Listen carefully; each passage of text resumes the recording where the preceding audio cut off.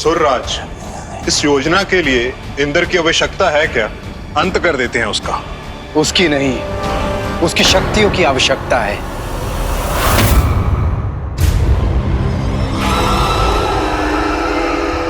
क्या कहा तुमने? क्षमा चाहते हैं असुरराज, हमारे मुख से निकल गया। नहीं नहीं, उसकी शक्तियों के विषय में क्या कहा तुमने? यही कि यदि हम उससे उसकी शक्तियां छीन ले तो हमें उसकी आवश्यकता ही नहीं होगी।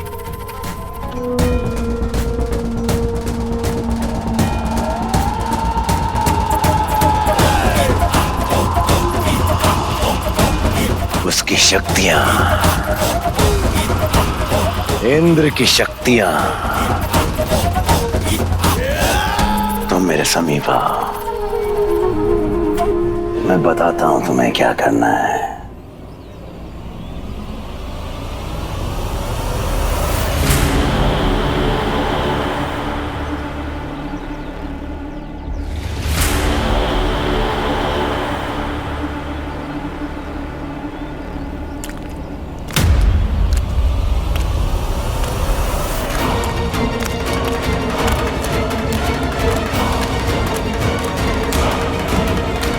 ये असुर सत्य में मंदबुद्धि है, इसे निपटना ही होगा, किंतु वैष्णवी को ऐसे ही नहीं छोड़ सकता।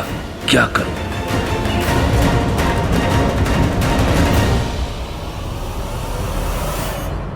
देवराज जी, प्यास लगी है। प्यास? हाँ, जल की ध्वनि तो आ रही है। ऐसा प्रतीत होता है कि नदी समीप ही है। नदी उस दिशा में है। जब हम पिताश्री के साथ आए थे तब हमने देखा था। उत्तम, तुम यहीं प्रतीक्षा करो, मैं जाकर जल लेकर आता हूं।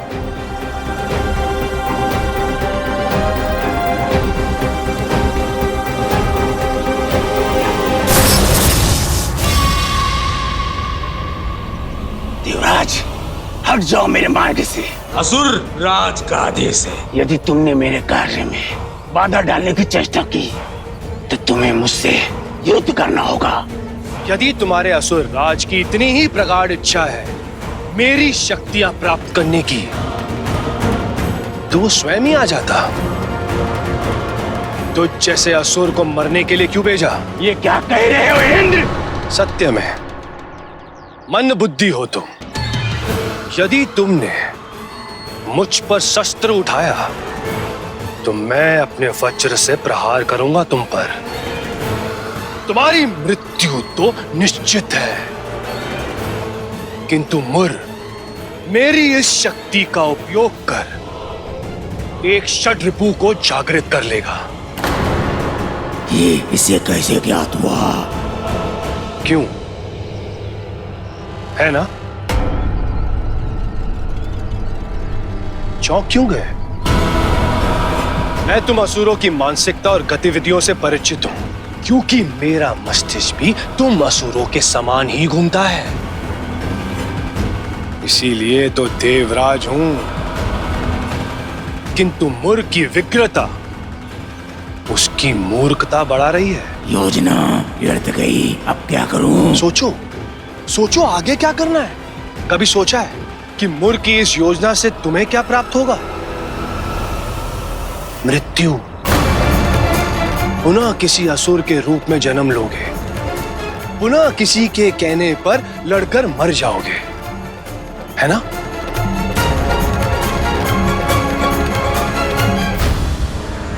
किंतु मेरे पास तुम्हारे लिए एक श्रेष्ठ विकल्प है जो तुम्हारा भला ही करेगा।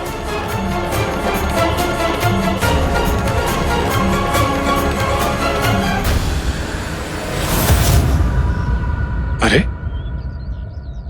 तुम तो बुद्धिमान निकले। यदि समस्त असुर तुम्हारे जैसे होते तो इस असुर योनि से मुक्त होकर देवलोक में अप्सराओं के नृत्य का आनंद उठा रहे होते। मेरी बात सुनो, उस बालिका को क्षति पहुंचाने का विचार त्याग दो। इसे मैं तुम्हारा पुण्य मानकर तुम्हारे समस्त पाप क्षमा करवा दूंगा।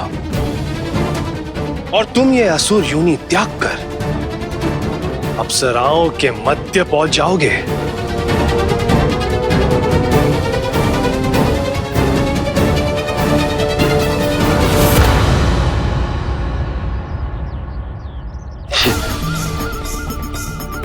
व्यर्थ में इन असुरों से युद्ध करता रहा मैं अब तक। यदि मुझे ज्ञात होता कि इन्हें शब्दों से मूर्ख बनाया जा सकता है तो कभी अपनी शक्तियां व्यर्थ ही नहीं करता। देवराज जी कहाँ रह गए आप? आया। हमने देवराज की बुद्धिमत्ता के विषय में सुना था, परंतु ऐसी चातुर्य की कभी अपेक्षा नहीं की थी।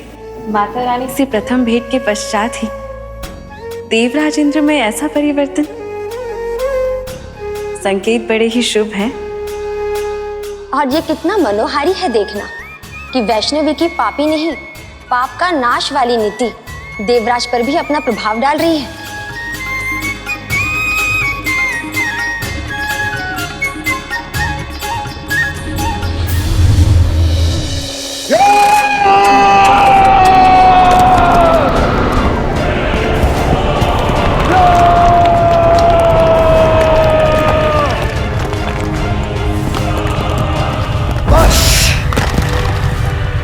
हो गई क्रीड़ा उस बालिका के साथ।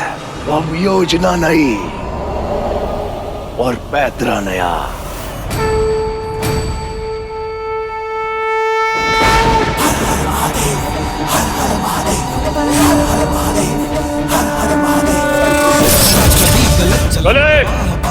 गले ये भार है हमें।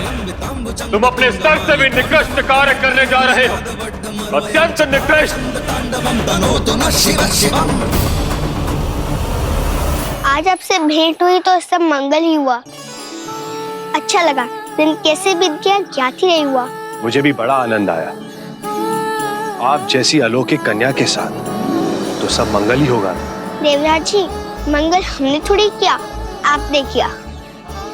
मैंने? और नहीं तो क्या। पहले इतने मीठे फल खिलाए, उसके बाद इतनी स्वादिष्ट खीर।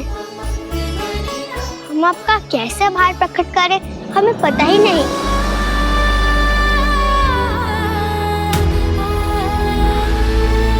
अरे नहीं, आभार आपको नहीं अपितु मुझे व्यक्त करना चाहिए। यदि आप नहीं होती तो मुझ जैसे भटके को मार कौन दिखाता? देवराज जी, पिताश्री कहते हैं कि सबका मार्ग पहले से ही निश्चित होता है, किंतु कुछ लोग भूल जाते हैं और कुछ नहीं। आप मार्ग भूलिएगा नहीं। इस पश्चात आप जब जब इस मार्ग पर चलेंगे तब तब हमारी भेंट होगी। साक्षात देवराज इंद्र को मार्ग दिखाने वाली माता रानी को हमारा प्रणाम।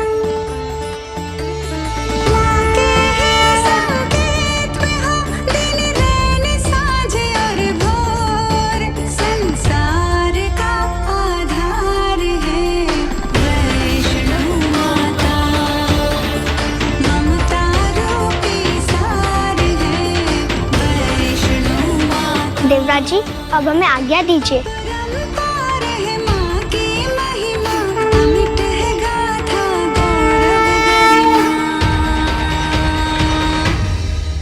संसार का संचार है वैष्णो माता, संसार का निर्माण है वैष्णो माता, संसार का त्रिदेवियों का ये सृजन विलक्षण है, सम्मोहक, आनंददायी है देवी का ये रूप। नमन है इन्हें।